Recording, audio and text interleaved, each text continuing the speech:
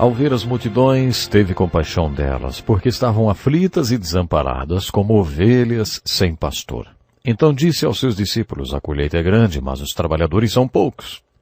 Peçam, pois, ao Senhor da colheita que envie trabalhadores para a sua colheita.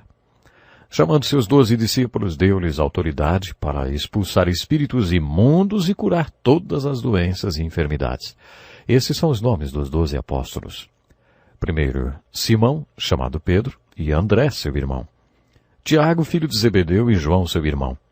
Filipe e Bartolomeu. Tomé e Mateus, o publicano. Tiago, filho de Alfeu, e Tadeu. Simão, o Zelote, e Judas Iscariotes, que o traiu.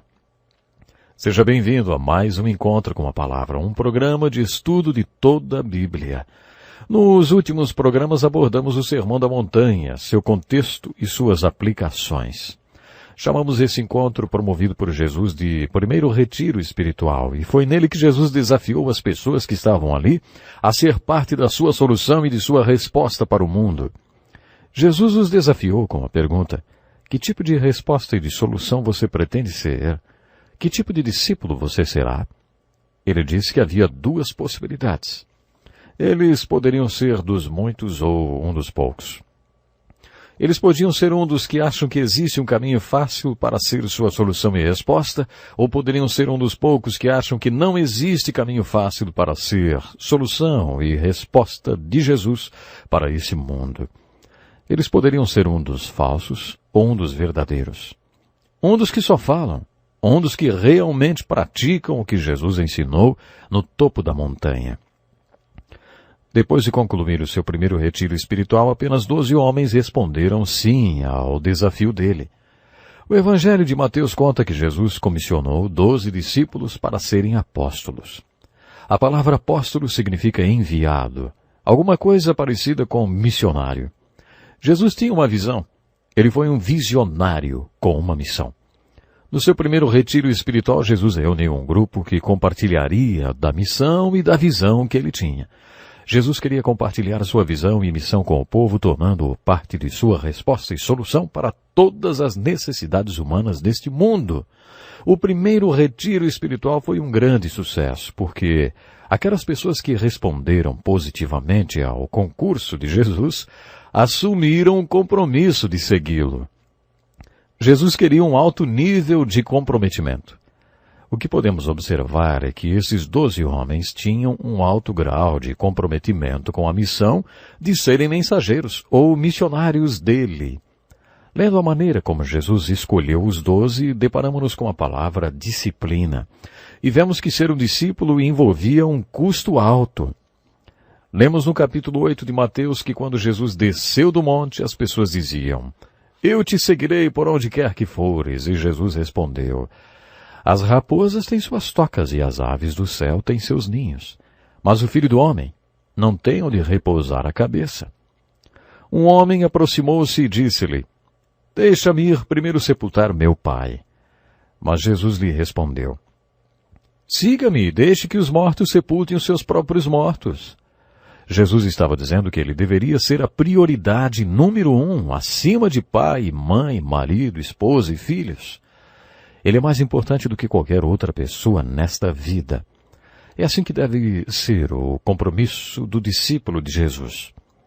Quando você entende o nível de comprometimento daqueles discípulos, principalmente dos 12 que aceitaram o convite para serem apóstolos, no final do Sermão da Montanha, aí você descobre que aquele era bem diferente do comprometimento que vemos nas igrejas hoje em dia. Anos atrás fui membro do Rotary Club da cidade onde eu era pastor, mas não tinha tempo de me dedicar muito a essa instituição por causa das minhas atividades pastorais. Depois de faltar a 3 reuniões em seguida, sabe o que aconteceu? Eles me colocaram para fora do clube. Agora pergunto a vocês: quantas igrejas você já viu que excluem alguém do hall de membros por faltar a 3 cultos seguidos, hein? Imagine, em certas igrejas a pessoa pode ficar 3 anos sem colocar os pés e ainda assim continuar sendo membro. Isso é como estivéssemos dizendo ao mundo: ei, é fácil ser crente, não custa nada ser discípulo. É mais difícil tornar-se membro de qualquer clube que existe por aí do que tornar-se membro de alguma igreja. Isso serve como uma séria acusação da mensagem e do ensino da igreja dos nossos dias. Mas vamos voltar aos 12 discípulos, porque há muito que aprender com eles. Eles são personagens muito importantes para nós porque responderam ao convite no final do Sermão da Montanha e foram os 12 apóstolos de Jesus Cristo. Jesus quis alcançar o mundo inteiro com esses 12 homens e por isso teve no grupo tipos diferentes de personalidade. E nós nos enriquecemos muito quando os conhecemos melhor. Será que você sabe dizer os nomes deles? É fácil de memorizar. Os 4 primeiros são 2 pares de irmãos, Pedro e André, e depois Tiago e João, que trabalhavam juntos. Felipe e Bartolomeu são sempre citados juntos, assim como Mateus e Tomé. Havia alguma coisa que os unia, talvez o tipo de trabalho. Felipe lidava com cavalos, o que significa que ele trabalhava com transporte. Talvez hoje ele fosse um vendedor de carros. Comparando a lista dos apóstolos, concluímos que Bartolomeu era Natanael. Aparentemente, Natanael foi o único homem já consagrado antes de conhecer Jesus. Você está lembrado que quando Jesus o viu, declarou: "Aí está um verdadeiro israelita em quem não há falsidade." Natanael perguntou: "De onde me conheces?" E Jesus respondeu: "Eu o vi quando você ainda estava debaixo da figueira antes de Felipe o chamar." Possivelmente era debaixo de uma figueira específica que havia 3 anos Natanael orava e meditava buscando a Deus. Ele provavelmente teve momentos muito felizes com Deus debaixo daquela figueira. E ninguém sabia disso a não ser Deus. Quando Jesus falou sobre isso com Natanael, ele respondeu: "Mestre, tu és o Filho de Deus, tu és o Rei de Israel." As palavras de Jesus foram uma prova que Natanael precisava, porque só ele sabia sobre a chamada comunhão da figueira. Natanael tinha aquele lugar secreto onde tinha uma comunhão profunda com Deus. Você já teve uma comunhão da figueira? Você tem um lugar onde se encontra com Deus? Tomé era outro tipo de pessoa, intelectual e questionador. Hoje, quando alguém duvida das coisas, dizemos que essa pessoa é como Tomé. Provavelmente ele era o filósofo do grupo dos 12, porque ele sempre fazia muitas perguntas. Mas não o subestime por isso. Ele foi um apóstolo muito comprometido. Numa ocasião, quando ele estava de olho para ver se Jesus voltaria para Jerusalém, e os fariseus querendo matar Jesus, Tomé disse que morreria com Jesus. Enquanto os outros apóstolos estavam prontos para correr e se safar, Tomé estava pronto para morrer com Jesus. Mateus era cobrador de impostos, um publicano. Ele coletava os impostos dos seus compatriotas judeus para entregar a Roma, o que equiparava a um traidor que trabalhava para Roma, que tinha se vendido para o terrível conquistador. Você observa que os evangelhos mencionam sempre 2 palavras juntas: pecadores e publicanos. Isso não quer dizer que os publicanos não eram pecadores, mas que eram classificados na mesma classe de pessoas pelos judeus. Os judeus odiavam os publicanos. Não é interessante que Jesus tenha escolhido um publicano para ser um dos 12? Vou dar mais uma mãozinha para a memorização dos nomes de todos os apóstolos. Os últimos 4 nomes da lista são nomes repetidos na lista de apóstolos. Havia, por exemplo, outro Simão. O nome de Pedro era Simão. Esse outro Simão era chamado de Simão o Zelote. Isso significa que ele era o oposto de um publicano como Mateus. Esse Simão era patriótico. Pertencia aos zelotes que acreditavam na continuação da resistência contra Roma. Eu sempre me pergunto sobre o que Simão o Zelote e Mateus conversavam enquanto andavam com Jesus pelas ruas empoeiradas da Terra Santa. Será que eles se falavam? Eles não aparecem juntos na lista dos apóstolos. Imagine o drama quando Jesus mandou Mateus, o publicano, e Simão, o Zelote, lavarem os pés um do outro e amarem um ao outro. Havia outro Tiago na lista dos 12, Tiago, filho de Alfeu, citado em Marcos 15, versículo 40, como o mais jovem. Às vezes as pessoas mais jovens se sentem inferiorizadas no meio de um grupo de pessoas mais maduras. Fique feliz em ver um jovem entre os apóstolos. Havia também 2 homens que se chamavam Judas. Havia Judas, o irmão de Tiago, e, é claro, Judas Iscariotes. É importante observar como foi que Jesus os comissionou. Jesus lhes entregou uma missão muito grande. Quando um oficial do exército recebe uma missão, ele a leva muito a sério. O seu serviço no exército é ordenado pelo presidente do país. As ordens que ele recebe são muito importantes. Por isso ele segue as ordens que recebe com muito cuidado, sem negligenciar nenhum item. No Evangelho de Mateus, Jesus dá as suas ordens aos apóstolos. Primeiro eles deveriam buscar o povo judeu. Mais tarde, Jesus faz o grande comissionamento no final do livro de Mateus e os chama para ir a todas as nações e a toda criatura.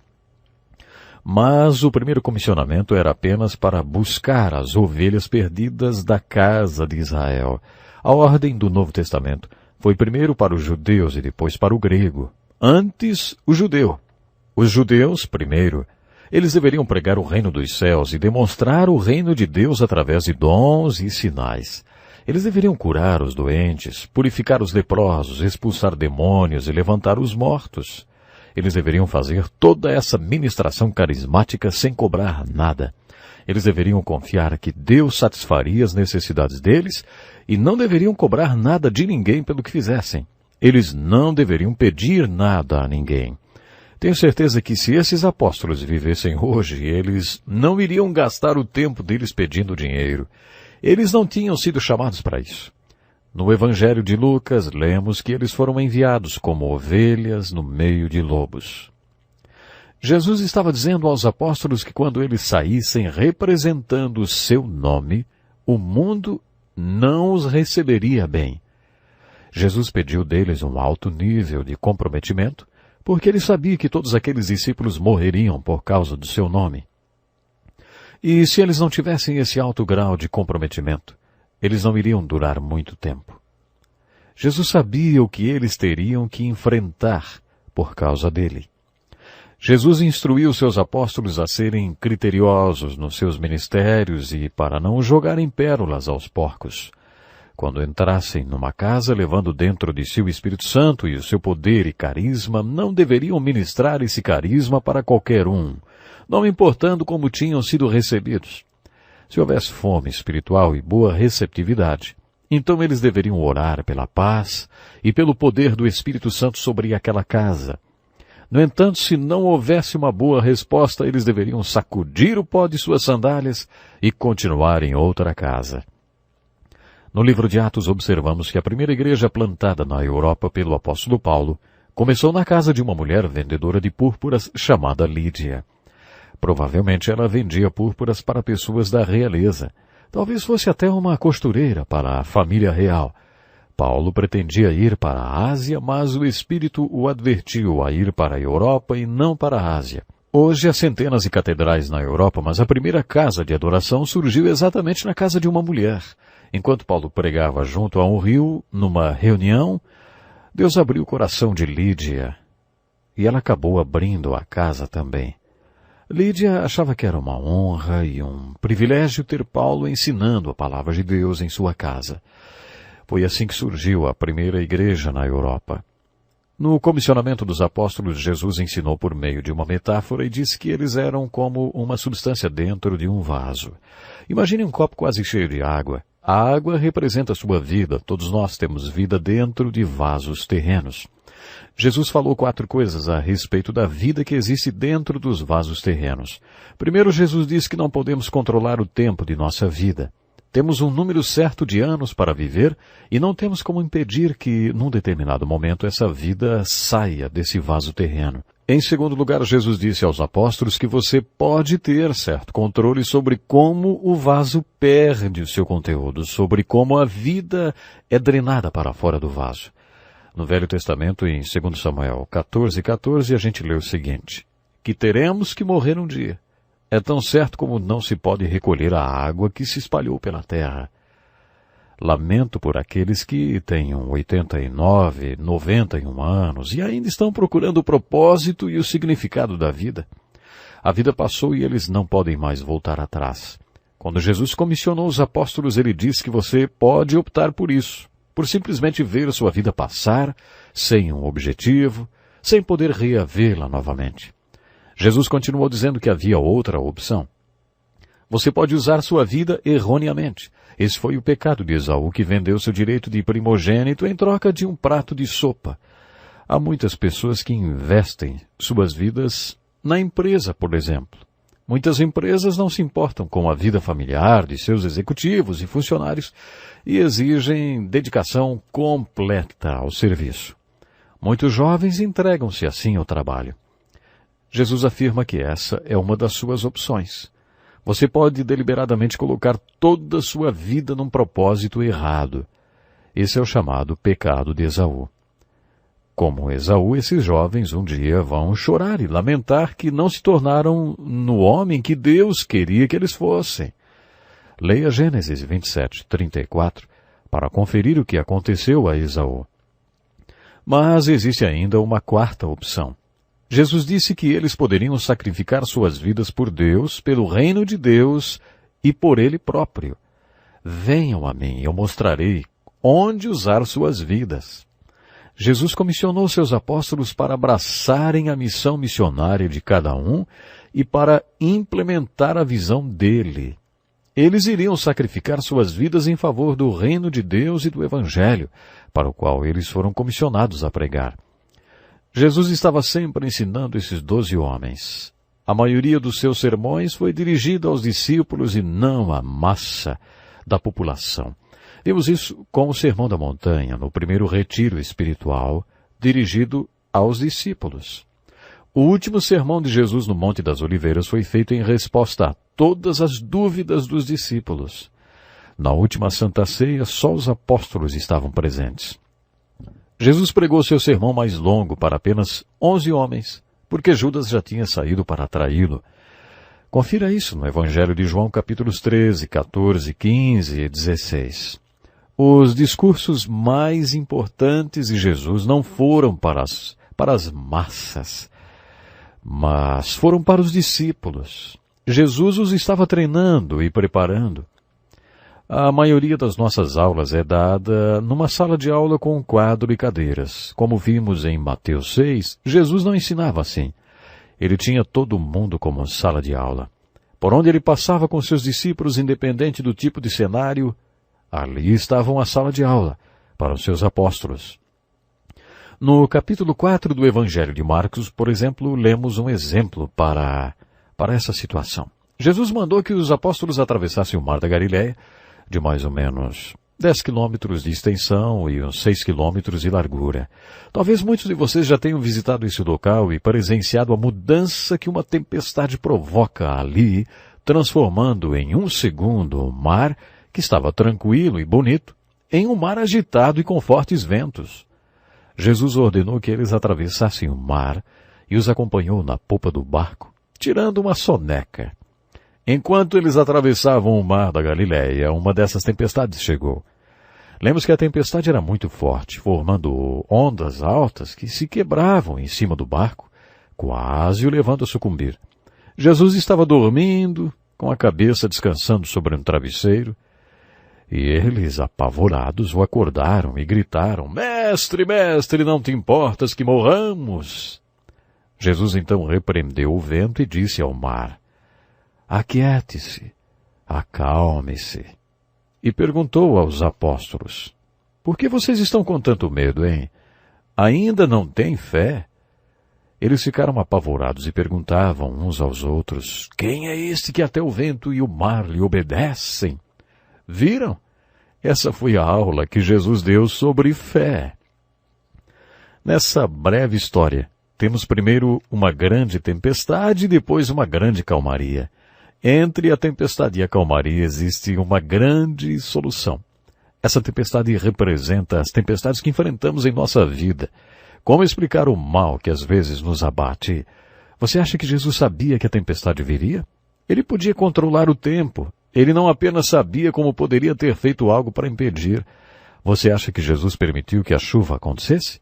O barco estava sendo inundado pela água e ia acabar afundando. Eles foram desesperados acordar Jesus e disseram: "O Senhor não liga se nós afundarmos." E ele respondeu: "Com o que aconteceu com a fé de vocês? Por que estão com tanto medo, hein?" Jesus estava dizendo que ele é Emanuel, Deus conosco.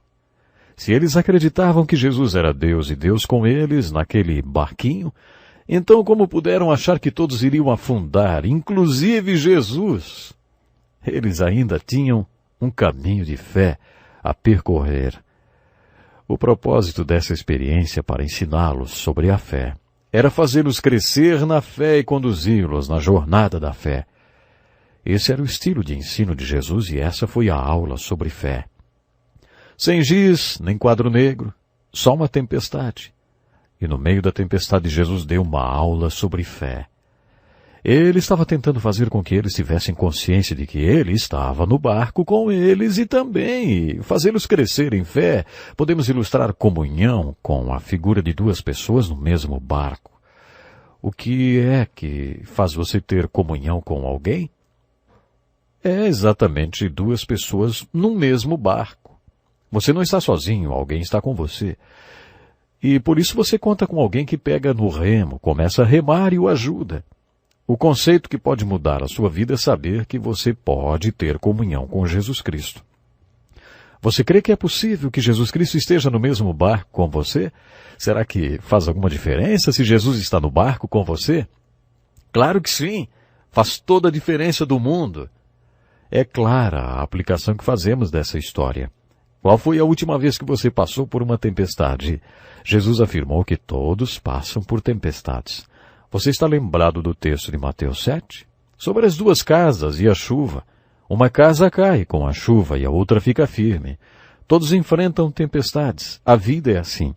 A vida é feita de tempestades. Na última vez que você passou por uma tempestade, você se lembrou que Jesus está no barco com você? Você se lembrou de crer que se Ele está no barco com você, pode até parecer que você vai afundar, mas você não afunda. Se Ele está com você, você não vai afundar. Você vai se lembrar disso da próxima vez que passar por uma tempestade? A tempestade atinge sempre o nosso lado cego. Nós temos a tendência de esquecer que Ele está no barco conosco. Começamos a reagir como os apóstolos e a achar que vamos afundar. Corremos para Jesus e dizemos, o Senhor nem se importa. É claro que Ele se importa. Jesus gosta de nos perguntar bem no meio da tempestade, por que é que você está com medo?